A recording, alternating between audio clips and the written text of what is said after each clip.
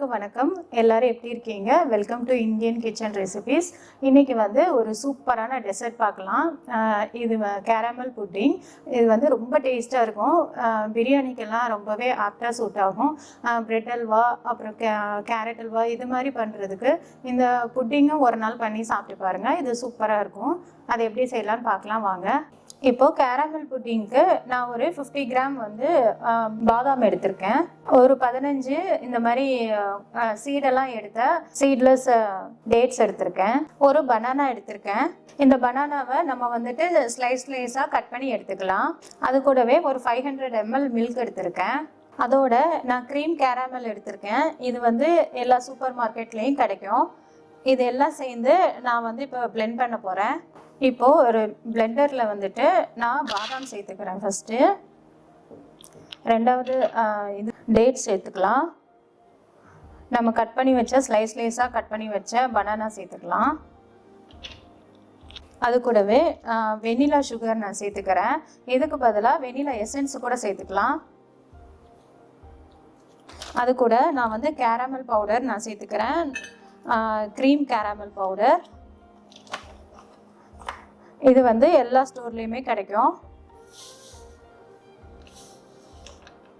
அது கூட நான் 500 ml மில்க் சேர்த்துக்கிறேன்.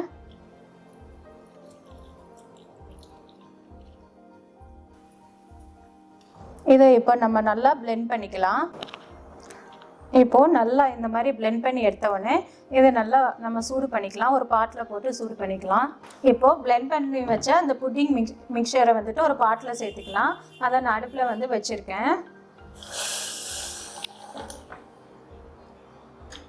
இது சேர்த்துட்டு நல்லா கலக்கி விடலாம். கொஞ்சம் கெட்டியாகிற வரைக்கும் கலக்கி விடலாம்.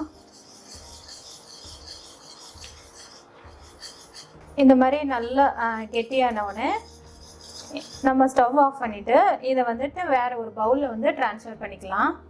இப்போது இதை நான் ஒரு கிளாஸில் ட்ரான்ஸ்ஃபர் பண்ணிக்கிறேன்.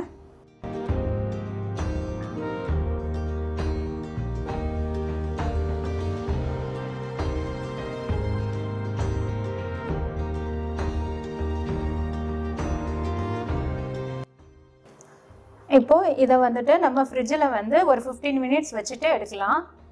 இப்போது ஒரு 15 நிமிஷம் கழித்து நான் உள்ளே வச்ச புட்டிங்கை வெளியில் எடுத்துட்டேன். பாருங்கள் இவ்வளோ சூப்பராக இருக்குன்ட்டு. இது மேலே நம்ம பனானா ஸ்லைஸ் வச்சுக்கலாம்.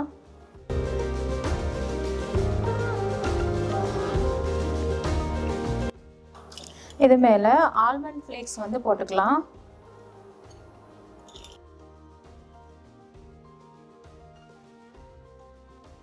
நான் இது மேலே கேரமல் சாஸ் ஊற்றுறேன். இது க்ரீம் கேரமல் அந்த பேக்கெட்டோடயே இருக்கும்.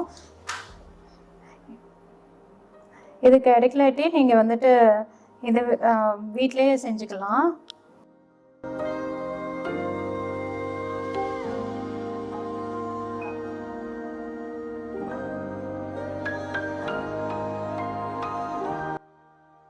பாருங்க சூப்பராக நம்ம புட்டிங் ரெடி ஆயிருக்கு. எவ்வளோ சூப்பராக இருக்குது பார்த்தீங்களா? இது சூப்பர் டேஸ்ட்டாக இருக்கும். குழந்தைங்க ரொம்ப லைக் பண்ணி சாப்பிடுவாங்க. நம்ம பிரியாணி வைக்கிற அன்றைக்கெலாம் இது செஞ்சு சாப்பிட்லாம். பிரெட் அல்வாவுக்கு அல்டர்னேட்டிவாக இருக்கும். இது இன்னும் கொஞ்சம் டெக்கரேட்டிவாக ஒரு ஸ்கூப் ஐஸ்கிரீம் வைக்கலாம்.